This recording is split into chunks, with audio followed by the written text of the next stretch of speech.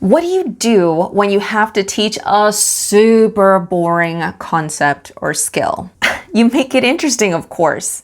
Hello, historians, and welcome back. I'm Cecilia Tomez, and I help overwhelmed history teachers transform into confident facilitators of learning. Now, if you've been teaching any length of time, you know that there are certain things that are just not fun to teach. Complex vocabulary, difficult theoretical ideas, writing assignments, or worse, your students' personal nemesis, practice questions. So how do you teach those skills and concepts without getting resistance from your students? Now, disclaimer, am I saying that everything has to be fun all the time? Heck no. As a teacher who taught in the trenches, that's unrealistic. Creating engagement takes planning and preparation. So in this video, I'm going to be sharing 5 things you can do to instantly create engagement anytime, any given lesson, any day. So sometimes we think longer equals more practice equals better. But what ends up happening is we burn out the kids,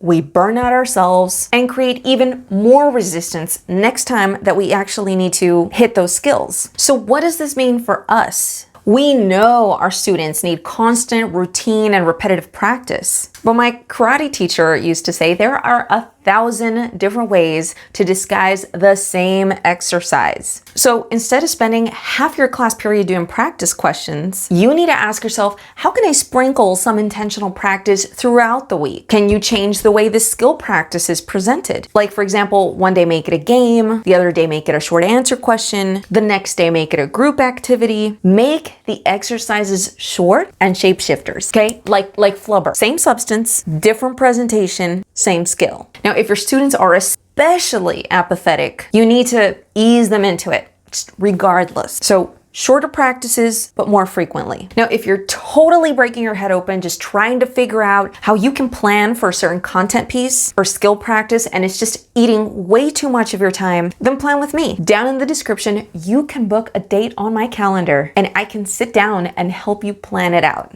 Now, I've always believed that if there's something that you absolutely dread doing, try to make it as fun as you can. Think about it. Why do you think kids get lollipops at the doctor's office? If you can find a way to make your exercise into a game, do it. It doesn't have to be complicated. It doesn't have to be Kahoot. Think of games that you used to play as a kid. Now add your content to it. So think hopscotch, pin the tail on the donkey, bowling. Use those concepts and add your content. By the way, if you have some childhood game ideas that you'd like to share, because I do realize I have younger teachers here or teachers from all over the world that grew up with completely different childhood games, then share them in the comments below. Now, one criticism that comes with gamification, because you'll hear it from certain teachers, it's not our job to make learning fun. We're not paid to be entertainers. Kids aren't going to have these options when they go to college. Y'all, that is burnt out teacher talk. And I can say that because I've been burnt out. When kids have fun and learn, you're essentially doing your job with less stress and resistance. Who doesn't want to stress less at their job? If games didn't work, we wouldn't have Dave and Buster's. The biggest problem that makes already challenging lessons impossible is that we try to get through the content quickly so it's not too painful. Obviously, sometimes, our curriculum timeline doesn't help, but sometimes we lecture or just try to spend one day on the content. The thing is that not chunking the content deprives students of processing time. They don't process, they don't retain information, which results in you having to reteach the same painful concepts over and over and over again. And as you can imagine, this is going to burn out your learners and totally turn them off to even trying. When you have a challenging skill or concept to teach, do it in segments. Loop back to prior content so students have the ability to figure out how that previous content relates to this new content, then bring it back and add a little bit more information. So it's kind of like building a sandcastle, right? You start with a little mound, you refine it, you shape it, and you add a little more, then a little more,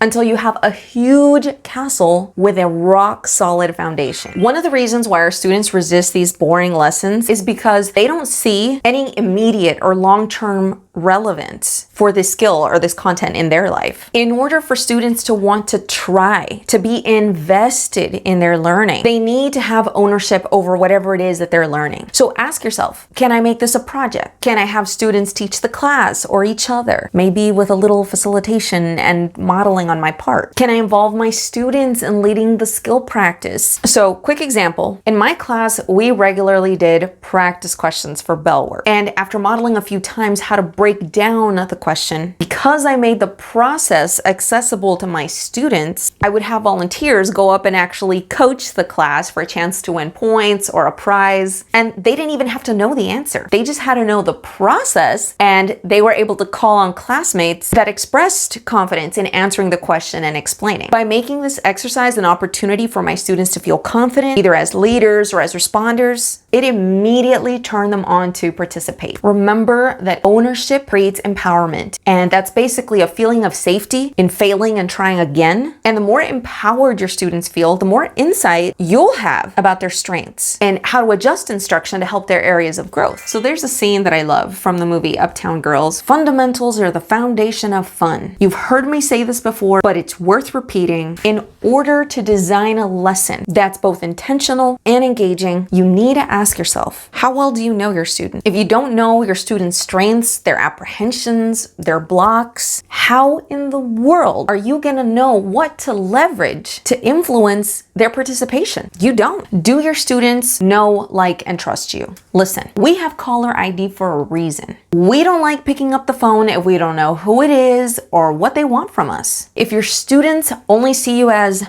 the teacher and don't know you outside of that persona, then they don't know, like, or trust you. You are a stranger. Now, if you are that teacher that is investing the time in building a solid relationship with your class, because I want to clarify that relationship building is not just what you do the first 2 weeks of school. It's a year-round thing. Think about how you can leverage that trust that they have in you, as well as what you know about them, to design an adaptation of an activity that plays to their strengths. This is why I say that knowing your class is a fundamental pillar for the foundation of fun. Now, fun doesn't always look like screaming and shrieking, kids jumping up and down, because I also think that that's a misconception that makes teachers apprehensive of stepping out of their comfort zone to try something a little bit more engaging. Sometimes fun is just gonna look like smiles, lightness, participation. When kids feel safe and happy, they're working. They may not say it, but they're having fun. And you'll realize that you don't have to plan some escape room obstacle course game every single time, because your fundamentals are on point. Students feel safe, which means they will intrinsically enjoy your class. If you want to create intrinsic engagement in your class, you're not really sure where to start, click the Teach Like an Influencer link down below in the description for a chance to be accepted into my step-by-step personalized program that will help transform your engagement, planning, and your classroom management so that you can facilitate with ease, create a solid foundation that you can build on, and create the impact and the influence that you dream